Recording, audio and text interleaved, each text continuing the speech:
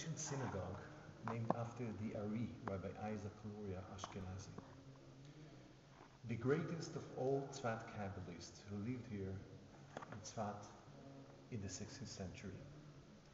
Rabbi Isaac Luria came to Tzfat in the year 1570, and he passed away at a young age, 38, at 1572. Rabbi Isaac Luria completely revolutionized the world understanding on the Kabbalah. The fact that today we can study Kabbalah, understand Kabbalah, much of it is thanks to the Ari, is due to the Ari's work here in Tzfat as a teacher of Kabbalah for the 2 years which he lived in the city. The Ari did not just teach them the innermost depths of Kabbalah, but also he preached and proclaimed for the dissemination of Kabbalah worldwide. He asked his disciples to spread the knowledge and the wisdom of Kabbalah in the four corners of the world. And so it was. But the Luriani Kabbalah, the Ari Kabbalah, was different from all the study of Kabbalah preceding it. Rabbi Isaac Luria taught how each person can identify the godly spark and the spiritual dimension in each and every created being. Let it be an inanimate matter, let it be a living animal or a plant, or any situation. In everything that happens in the world around us, we can identify the godly purpose of it. And this is what the Ari taught. And more than that, he taught us how to incorporate Kabbalistic wisdom in our day-to-day living. He taught us how every motion of our soul, every expression of each of the three garments of the soul, thought, speech, and action, has actually a cosmic effect on the entire world, this physical world, and the four spiritual worlds, and above and beyond. And of course, how it affects our life as a whole. And let us now just take a visual tour of this beautiful, beautiful place. We see this is a structure of an old synagogue in Tzfat from the 16th century. The synagogue is called the Ashkenazi Ari Synagogue, and this is where the Ari, Rabbi Isaac Luria, prayed. He used to pray the Kabbalah Shabbat service with his disciples. They used to go from the corner of the synagogue to greet and welcome the Shabbat in the fields surrounding Tzfat. Every Friday afternoon, the Kabbalists would gather dressed in white robes and go sing the song Lecha Dodi in the fields surrounding the old city of Tzfat. To greet the Shabbat, to welcome the Shabbat, to connect with the spiritual dimension of the holy day, the seventh day of the week, was a ritual and a practice that was constituted and conceptualized here in Tzfat by the Kabbalists of the 16th century. Actually preceding the Ari was here the great Kabbalist by the name of Rabbi Moshe Cordovero, known as the Ramak. He was the greatest of all Kabbalists of mid-16th century Tzfat.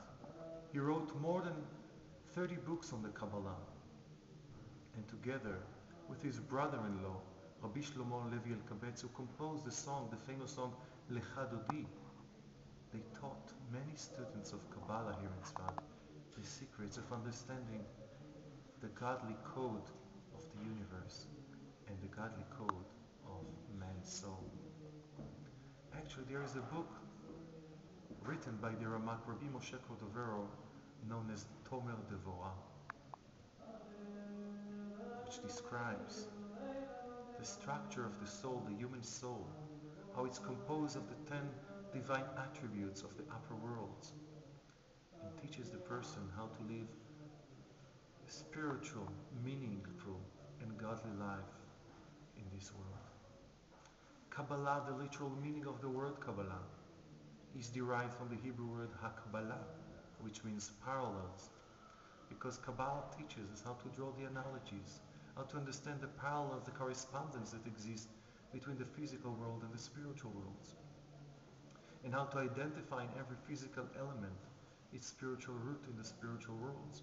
In each of the four spiritual worlds, which Kabbalah teaches, that are called emanation, creation, formation, and action, each person can identify the root of any specific created being which he researches, deciphers, learns with the Kabbalistic wisdom. This synagogue that we're in now is a source for inspiration for hundreds of thousands of visitors that come here annually to be inspired by the special atmosphere and ambience of this place. Although it has been destroyed in the earthquake, which destroyed Tzfat completely 172 years ago, it was built a year after with the same structure as it was before it has been destroyed. The Holy Ark, where the Sefer Torah is found, this is the Holy Ark, which was built of one piece of olive tree and brought here a year after the destruction of the synagogue in a big earthquake 170 years ago from Central Europe, one piece of olive tree. And all these images from the Jewish tradition which are carved in this olive tree, it is fascinating to see how beautifully they were preserved here and to learn and understand the ideas that they symbolize. For example, we have here the whale, which is to remind us of the redemption, the final and ultimate redemption, when we all, as the old tradition teaches, we're going to all enjoy and eat from the meat of the whale in the Holy Temple in Jerusalem when it will be built eventually, the third and eternal temple. The Star of David, you see the hands there on top. It's the priestly blessing. The Kohen, the priest, is setting his hands like this to give the priestly blessing every morning prayer. And on top we have the crown of the Messiah, of the Mashiach. And high there we have the symbol of the lion, symbolizing the Ari, the lion. Rabbi Isaac Luria was called the lion